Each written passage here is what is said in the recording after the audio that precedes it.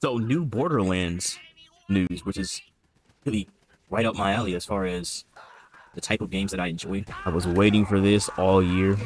As much shit as I give Gearbox for certain decisions that they've made, I'm still very excited about Borderlands games, and I would like very much for this one to be good. I'm in a bit of a bind here. So right off the bat, a lot of people are saying that the Vault Hunters character designs look bland, and I don't understand that because, I mean, really the focus has never been on the Vault Hunters themselves. I understand that I see their color scheme is similar, but I think that that's more likely alluding to some type of character customization than it is that those are like the final draft colors of what they're going to make the Vault Hunters. That's the first thing that came to my mind when I saw that their colors weren't very distinct. Is that, I mean, that they were hinting at some type of or at least I hope that they're hinting at some type of character customization. And then of course you have some people like this YouTuber. He's a small YouTuber, so I'm not going to name him by name, but the entire time that he's talking about how bland the Vault Hunters are, he's juxtaposing them with Axton, like the most generic Vault Hunter of all. Like the character who everyone said didn't stand out in Borderlands 2, who barely anyone played as, at least when I was playing Borderlands. I mean, people did play, but his build wasn't that interesting, and he was just basically the soldier class from the first game. And his design is like these textbook, you know, military white guy. I mean, it's not anything wrong with his character, but you know, it was just interesting to see the entire time that he was talking about how bland and generic the Vault Hunters are, he's juxtaposing him with Axton. So I think that should tell you everything that you need to know about some people's complaints about these current Vault Hunters. But on the subject of the appearance of these characters, aside from their clothing, I think, like, I don't know, the name of the planet that they're on is Kairos, right? So like, I was thinking that maybe like it was like kind of like an emulation, or like maybe alluding to Cairo or something. Like, I mean, I don't know, the planet they live at looks like a scorched planet, so it would kind of make sense that everybody there was kind of tan skinned or darker skinned. That's why I thought that they were, I mean, that would be really cool world building, but maybe I'm giving current writers too much creative credit so far. But I think maybe a lot of times they just put black people in stuff just so that it triggers certain people, which I hate and despise, because there are so many cool designs that you can make with black people in having them in games and movies and stuff like that. Like that other people, like that other races tend to get, you know, they get cool designs, but for whatever reason, especially recently, there's been this trend of just making black characters suck. Like, they're just like lame. Like, I don't get what it is, because there's so many cool creative designs you could potentially make with black people. And like, I mean, like, these designs aren't lame, but I kind of get what people are saying, like when they're saying like none of them really stand out. And obviously, you know, I don't know the race of these characters, and that doesn't really matter to me at all. But one thing that I really do despise is when people do put characters who are presenting as black, is the asymmetrical hair. What is up with the asymmetrical hairstyles? Black people like symmetry as much as anyone else. Like, the hairstyles are symmetrical, even if there's like slight, you know, differentiation. Like, the hairstyles are all symmetrical, so I don't know where people are getting this, like, what, like, if they have a dread hairstyle, their locks are all to the side, to one side. Like, I call it the corporate dread style, the corporate lock style or whatever, like the corporate dreads. You got one of the most notable recent examples is Eddie Gordo from Tekken with his, you know, everybody was complaining about Eddie's remake. It's like, the problem isn't that the hairstyle necessarily looks bad, it's that nobody has it. It's not a real hairstyle. Like, nobody's hair does this in real life. Like, it's a fictional hairstyle. Like, or you might see maybe a couple of people who may have pulled it off, but we make fun of them. Like, it's not like a cool, like, trendy type of hairstyle, and I doubt it's gonna start catching on. But hey, who knows? Like, they're showing kids this stuff, so really, like, the marketing teams are ahead of the curve always. So whenever they put things in video games and in movies and stuff like that, I have to remind myself that they're marketing towards the future generation. They're not marketing towards people my age anymore. So it shouldn't be too big of a surprise if things look a little bit different. As far as everything, wait a minute, I have an ice version of this? Actually really dope. Yeah, I've fucking been playing a ton of Borderlands 3 ever since we completed Borderlands 2. Really, I gotta start posting more of this shit. That's why I hopped on here, just kind of, you know, see what's going on with this type of, get myself ready. So, aside from the character designs, it's just the most hot button topic that has been going around. Everything else looks super awesome. Like I love Borderlands. I love the universe. Some people are complaining about the it doesn't appear that they've shell shading anymore. And I don't see why that's as big of a deal as it is. I think that the Borderlands style is unique enough to where I'd be able to tell it was a Borderlands game anyway without the shell shading. And it's not like it's this, artistic masterpiece like some people will try to make it seem like. It's like, okay, it's shell shading. We've seen it in the first 2 games. We saw it in the pre-sequel. Wonderlands, I believe, had the same.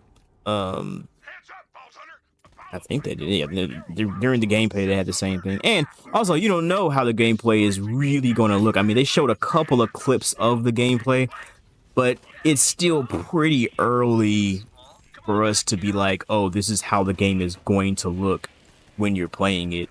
So, I'm embracing the change when it comes to that, as long as the game functions in a similar way. And what really matters to me most when it comes to a Borderlands game is the gameplay loop. That's what I really love about Borderlands. It's just that seamless loop of gameplay. It's kind of like I can switch my brain off and just think about the game and think about, placing my shots, thinking about my build, farming a particular set of gear. It's a very relaxing game in a certain type of way, unless you're fighting something that's really challenging. And even when it's challenging, like, there's an ebb and flow that's like irreplaceable when it comes to playing a Borderlands game, and allows me to kind of unwind and kind of like just make me feel like I'm doing something, accomplished. Like, it hits those serotonin levels in a very unique way to the Borderlands franchise. That actually brings me to another thing that we found out during the trailer, was that there will be like grappling hooks or like these tether things. And I remember saying to my brother when I was playing Borderlands 3 towards the end, when you meet Titus with his dumb little laser grappling hook. Really, it was actually really dope, and I wanted one. I was telling him, like, I wish that they would add that in the game, and so yeah, they're actually adding it into the video game. So they're actually adding it, so I feel like that's probably going to be pretty fun. You don't know yet, because there's a very small clip of gameplay. Like, it could work like dog shit, but usually with these games, the things that they add, they work pretty well as far as movement, and the more movement you have in a video game, the better. I hate when you have like a really popular game, like a really like big company that comes out with a video game, and we play it, like, it feels good for a minute, that you start to realize that your movement is actually very limited. And that's what I feel about some titles that came out, like, for instance, Black Myth Wukong, which we'll talk about in a later video. But yeah, there's some things in that game, like, I like it. I'm at the final boss right now, and it's, it's good, but, I don't think that the creator should be as angry as he was that it didn't win Game of the Year, because it doesn't do a lot that's new in order for us to look at it as if it was just some type of, masterpiece, even though there is masterful stuff about it. But we'll talk more about it. What else we got here? We got dashes. They said that dashes are in the game, which is another thing that makes me very excited. Like, I think a lot of video games have, like, really lessened the movement of your playable characters, and whenever we move towards more movement in the game, I think it's better and more fun. And in the Borderlands game, I can't tell you how many times in Borderlands that I died simply because I couldn't do something like dash backwards or dash to the side, like in Doom. it would add so much to the experience, and you shouldn't have to unlock something like that. That should be something that is at least present in all of your characters and can be augmented, you know, with your skill tree if your character has some type of additional movement. And not just a dash to the side, but apparently also gliding, which is sounds really dope. Or it sounds like exactly what you would want in a Borderlands game, like a wish list. So as I understand, like there have been mods and stuff that have accomplished it, but for the most part, in a main Borderlands title, there have not been these additions. These additions could perhaps make this game really good, as long as they do as much as Borderlands 3 did.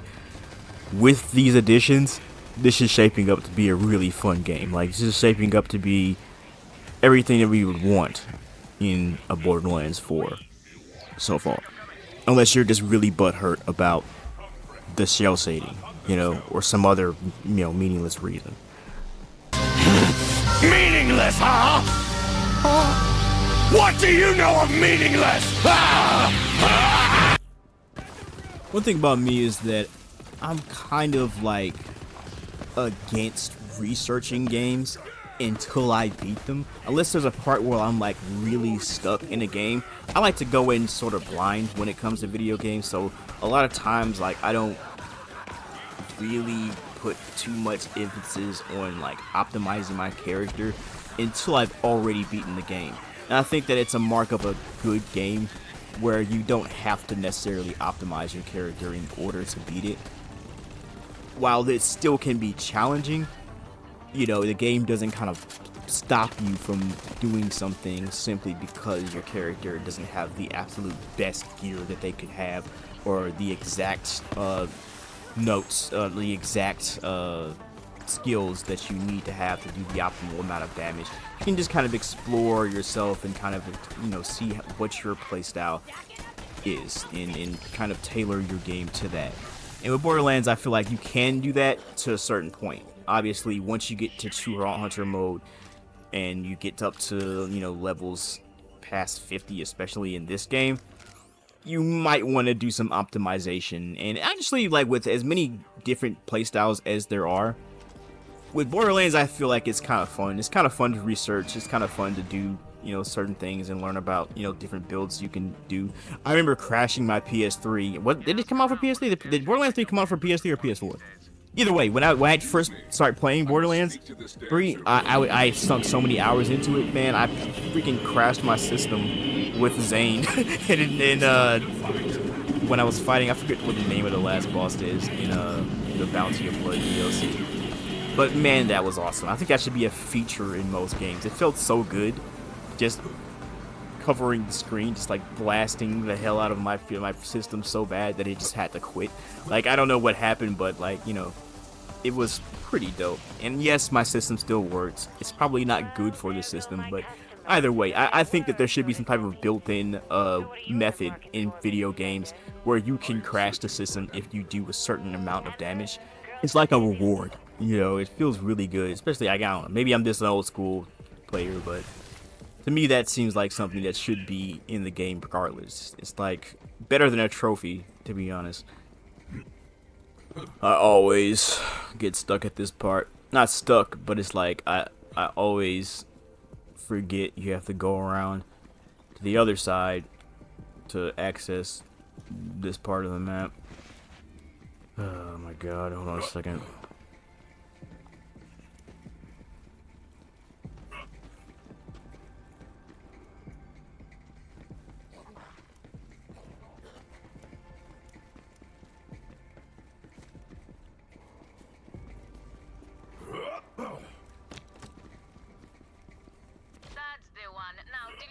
Stupid freaking part. Oh yeah, this DLC has that SMG, the Pyro. I wonder if I can get it, or should I wait? You can only get it once per playthrough, so maybe I should wait. I don't know. It's still really good. Last time I played, it was like 3 years ago though, so I don't know, but it's still really good. I love that weapon with the magma puddles. Magma puddles just rip through everything. Even on Mayhem level 11, that's my road to. This is gonna be my road to Mayhem level 11. Even though I'm not starting a new game. I'm going to basically start here, essentially, with Flak. I don't know if I have my Zane character saved, but either way, that's fine. It'll just give me an opportunity to grind him up and use some of my bank weapons to just kind of automatically just give him some good loot once I give him a start.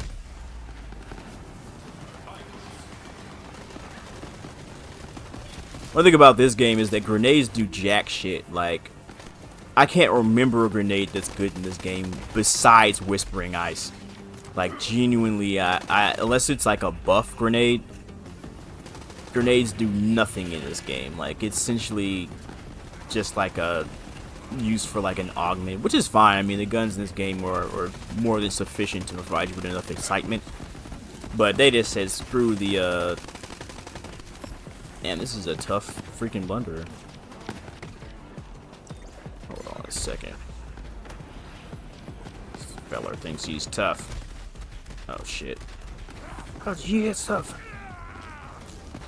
This blunderer got hands.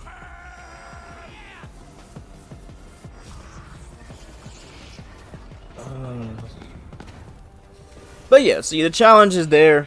You know, you can lock in and make the game look really smooth and easy, but anybody who says Borderlands is easy, I don't think has played enough Borderlands games, because it can get pretty annoying at some particular parts. And no, not just when the boss has invincibility stages, which are annoying as hell, and rightfully so, are often torn apart by gamers, because it is kind of lame for that just to be an invincibility stage just to prolong a boss fight. Kind of sucks.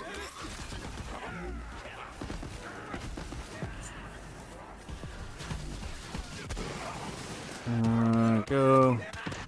But yeah, I don't mind it being open world, and they said that there's no fast travel either, so that in and of itself also kind of hints to, you know, farming being more of a chore, which, you know, I really hope that it isn't. But yeah, if it's an open world, then I expect there to be, well, he didn't say open world, he said seamless world. See, that's that magician talk right there.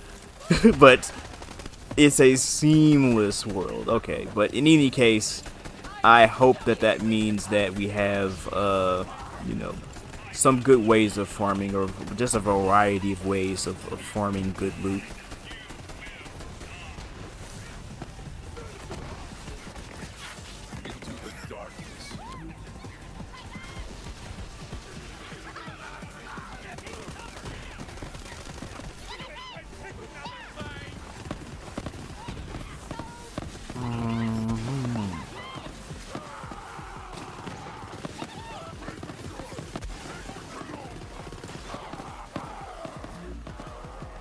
I'd have to lock in at this part. These guys are pretty tough.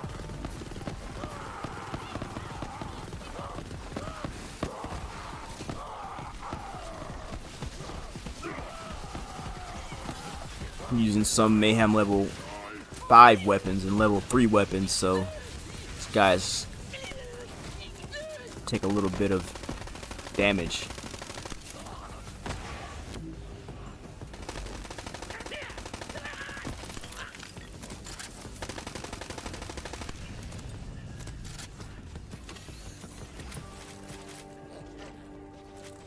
Does ice damage do more damage to armored enemies in this game? I always felt like it did. Like, is that something, like, I forget. There's so many parts to this game, sometimes I forget, like, shit that happens. Like, do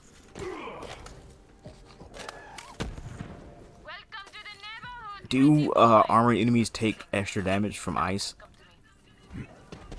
Clearly not as much as corrosive, but I've always felt like it's done pretty good work whenever I have an ice weapon in a place where there's an armored enemy.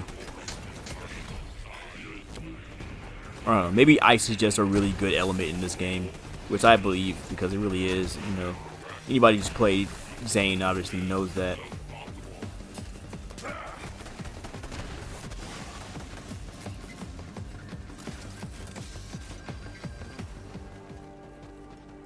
But yeah, I'm gonna farm the pyro. I don't know. We're gonna talk about some more stuff in Borderlands. Like I said, I'm not a huge lore guy when it comes to games. Like I like to kind of I like to kind of go in blind. But it doesn't mean that I don't analyze. It doesn't mean that I don't have you know, some opinions on the lore and opinions on where the series might be going as far as story wise. But I'm just here for the experience for the most part. I like to experience other creatives' universes. As a creator myself, as a comic book creator, as an aspiring game developer, I really enjoy looking at other people's creative designs, you know, and you know, just seeing where people are at currently in the meta as far as, you know, what people are watching and what the next generation of games has to offer in that area. I just might dig up Jack's corpse so I can kill him again. Untrable Tanter, you artiste of fire and chaos. Let's give pretty boy thugs a show to remember, no? See if I can get some kills with this shotgun. Fulfill my weekly duty.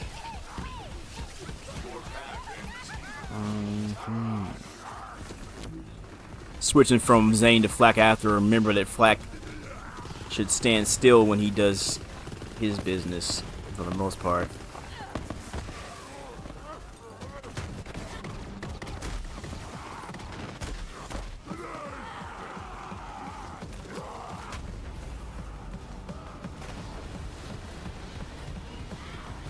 Shit.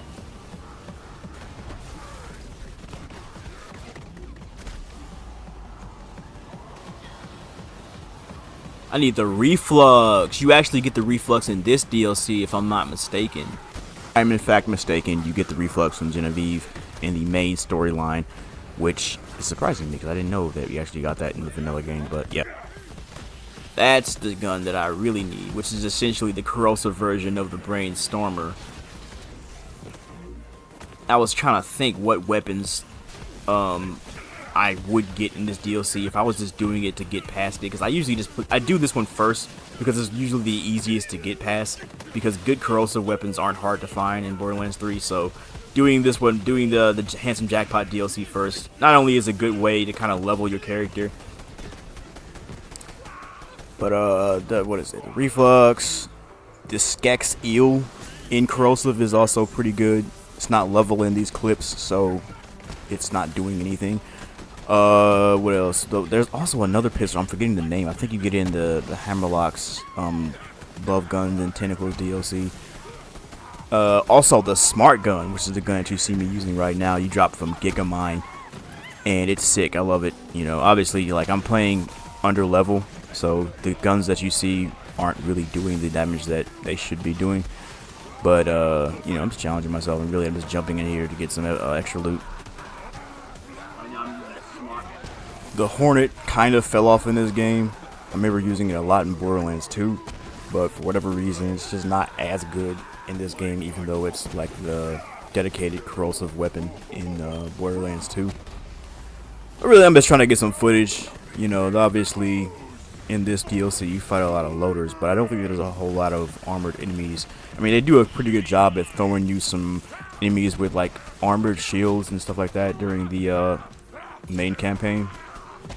But for the most part, you know, corrosive, pretty much, you know, that you can make any weapon in this game do some pretty sick damage if you have the right build and the right character. The characters I play with the most are Zane and Flak.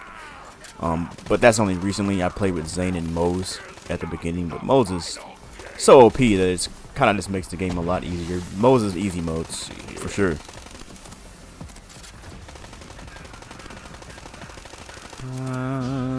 Die, please. Thank you very much.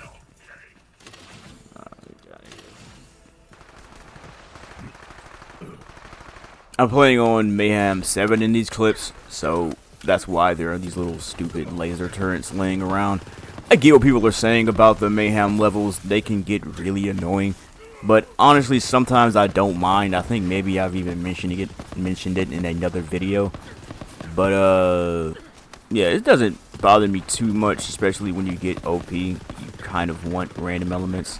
The Skex Eel. Yeah, the Skex Eel is great Have to make sure not to kill yourself with that splash damage, but it's pretty sick. Another game like it in this game, I forget what exactly it is. I think it might be another pistol that's corrosive all the time. Now, what has brought your spark to my stage? Ember. Give me that, wait a minute. Is it called the Ember or is it called the Pyro? I don't remember which it's called, but the SMG that she gives you for completing her little present quest. Sick weapon. Really dope. Oh, I also love this glitch when this happens. So sometimes, I don't know if it happens when you're playing on other characters, but you can just have a ghost gun with flash. When he goes into fadeaway, you can have a ghost gun, like it just doesn't go back. And even if I switch this weapon, well, let me get out of this first. Even if I switch out of it, it stays looking like this, and it's actually really cool. I hope that they add really cool looking weapons in the new Borderlands game, because these little eyeballs, it just looks fucking sick when it happens. You have just like a really cool ghost gun for however long your playthrough is, until you basically quit out of the game and you come back in it.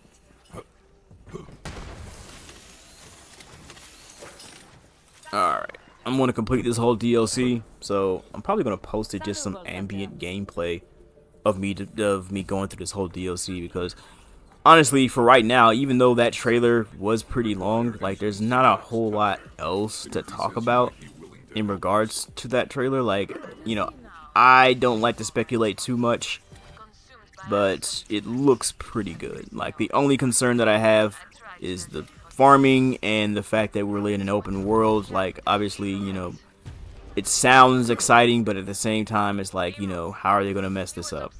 So right now, this is my skill tree. And, you know, that's pretty much it for now. You know, this is Vex signing out. We're going to have more Borderlands videos, man, because I really miss this game. It's really fun. Put my stack in Frenzy. And for now, I'm just going to continue to play this DLC and post some more videos of me beating it. Hopefully, maybe farming the reflux. If I can remember what the hell it is. But for now, see ya.